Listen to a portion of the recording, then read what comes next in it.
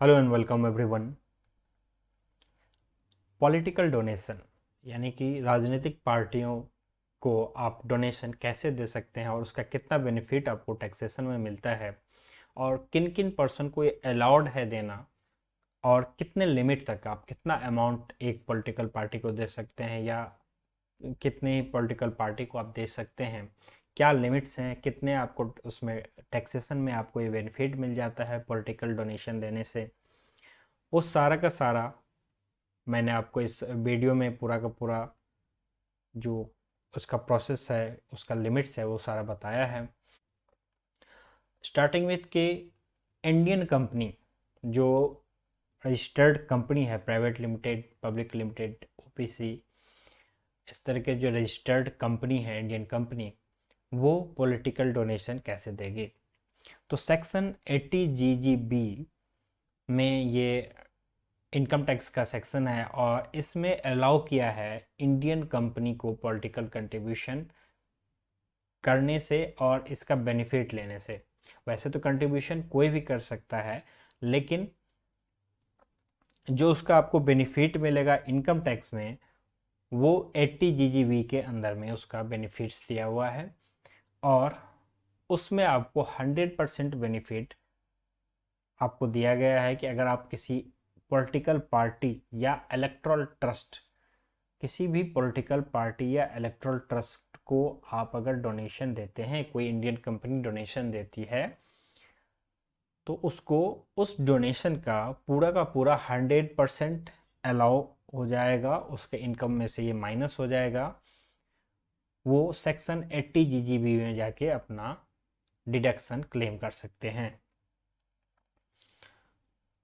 तो कंट्रीब्यूशन कोई भी इंडियन कंपनी कर सकती है, लेकिन गवर्नमेंट कंपनी या कोई भी कंपनी जो 3 साल से कम, जिसका इनकॉर्पोरेशन का डेट्स है 3 साल से कम, जिसको इनकॉर्पोरेट हुए हुआ है, वो नहीं कर सकती है। यानी कि 3 साल से कम मिनिमम 3 इयर्स आपके इनकॉर्पोरेशन के हो जाने चाहिए, तभी आप किसी भी पॉलिटिकल पार्टी या इलेक्टोरल ट्रस्ट में डोनेट कर सकते हैं।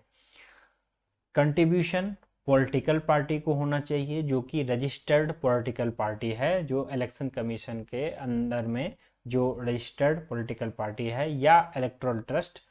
इलेक्टोरल ट्रस्ट एक टाइप का ट्रस्ट होता है जिसको आप डोनेशन देते हैं पॉलिटिकल पार्टी को आगे खर्चा करने के लिए। इलेक्टोरल ट्रस्ट जो है पॉलिटिकल पार्टी को आगे देती है अब इसका बेनिफिट। तो सिमिलरली एक चेन है ये इलेक्टोरल ट्रस्ट वाला, या तो आप डायरेक्टली पॉलिटिकल पार्टी को आप डोनेट कर दें या इलेक्टोरल ट्रस्ट के थ्रू आप डोनेशन करें। तो दोनों में से कोई भी अगर आप करते हैं तो आपको 100% बेनिफिट मिलता है, लेकिन पॉलिटिकल पार्टी भी रजिस्टर्ड होनी चाहिए इलेक्शन कमीशन के साथ, एंड इलेक्टोरल ट्रस्ट भी रजिस्टर्ड होना चाहिए और उसको अप्रूवल इनकम टैक्स से मिला होगा, तभी जाके आप इसका 100% बेनिफिट मिलेगा। मोड ऑफ कंट्रीब्यूशन आपका अकाउंट पे ही चेक, बैंक ड्राफ्ट, अकाउंट पे ही बैंक ड्राफ्ट, या इलेक्ट्रॉनिक सिस्टम के थ्रू आप ट्रांसफ़र कर सकते हैं। कैश में कोई भी डोनेशन अलाउ नहीं होगा, कैश में कोई भी डोनेशन अलाउ नहीं होगा, 1 रुपये का भी नहीं। लिमिट्स क्या है, कितने लिमिट तक कोई भी इंडियन कंपनी इसको ट्रांसफ़र कर सकती है डोनेशन? तो 80 जीजीबी इनकम टैक्स में ऐसी कोई लिमिट्स नहीं दी गई, कोई भी मैक्सिमम लिमिट्स नहीं है। तो आप जितना अमाउंट देंगे उतना अमाउंट आपको 80 जीजीबी में अलाउ होगा, लेकिन कंपनीज एक्ट ने यहाँ पे एक लिमिट्स लगाई है और कंपनीज को लास्ट 3 ईयर का उनका एवरेज एनुअल नेट प्रॉफिट का 7.5% ही 7.5% तक ही कोई भी कंपनी पॉलिटिकल पार्टी में डोनेशन दे सकती है या इलेक्टोरल ट्रस्ट में डोनेट कर सकती है। तो 3 इयर्स का एवरेज आपको लेना पड़ेगा एनुअल नेट प्रॉफिट का, और उसका फिर 7.5% आप डोनेट कर सकते हैं किसी भी पॉलिटिकल पार्टी को एंड इनकम टैक्स में कोई भी लिमिट्स नहीं है, तो जो भी अमाउंट ये 7.5% आता है यही मैक्सिमम लिमिट आप मान के चलिए। डिडक्शन आपको इनकम टैक्स में कितना मिलेगा, तो 100% जो भी अमाउंट आप यहाँ पे डोनेट करेंगे, किसी भी पॉलिटिकल पार्टी में कंट्रीब्यूट करेंगे या इलेक्टोरल ट्रस्ट में आप देते हैं, उसका 100% कंपनी को डिडक्शन मिल जाता है। तो ये तो थी इंडियन कंपनी की बात। और इंडियन कंपनी का किसी भी पॉलिटिकल पार्टी को डोनेट करने के लिए क्या क्या प्रोसीजर करने पड़ेंगे वो एक बार देख लें कि क्या क्या आपको कहाँ से अप्रूवल लेना पड़ेगा। तो अप्रूवल आपको बोर्ड ऑफ डायरेक्टर्स का चाहिए, बोर्ड रिजोल्यूशन के थ्रू आपको अप्रूव करवाना पड़ेगा।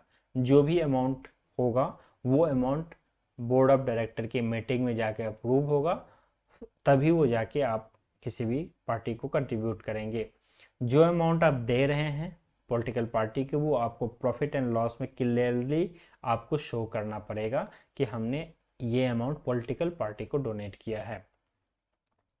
थर्ड जेनेरिक है कि आपका रिसिप्ट होना चाहिए, जो भी आपने पॉलिटिकल पार्टी को दिया है या इलेक्टोरल ट्रस्ट को दिया है उसका रिसिप्ट आपके पास होना चाहिए। उसमें आपका name, address, pan, registration number वगैरह आपका भी मेंशन होना चाहिए एंड पॉलिटिकल पार्टी का भी मेंशन होना चाहिए। एंड आप जब इनकम टैक्स रिटर्न फाइल करेंगे तब जाके आप एक बार तो प्रॉफिट एंड लॉस में उसे शो करेंगे, फिर उसे डिसअलाउ करके 80 GGB में उसे क्लेम करेंगे।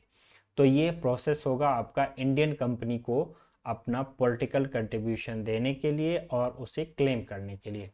अब इंडियन कंपनी के अलावा जो एसएससीज हैं जैसे individual, HUF, firms, AOP, BOI, artificial judicial person, तो ये लोग कैसे डोनेट करेंगे और कितना लिमिट तक डोनेट कर सकते हैं, अब उसके बारे में देखते हैं।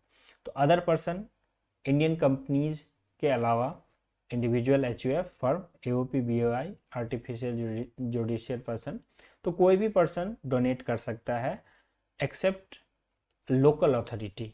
लोकल अथॉरिटी जैसे म्युनिसिपल कॉरपोरेशन होता है तो वो लोग डोनेट नहीं कर सकते हैं।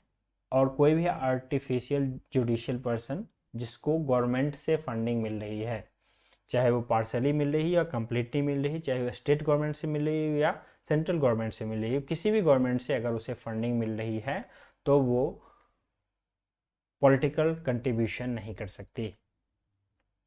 अब कंट्रीब्यूशन किसको करना है, जैसा पहले भी मैंने बताया कि पॉलिटिकल पार्टी या इलेक्टोरल ट्रस्ट।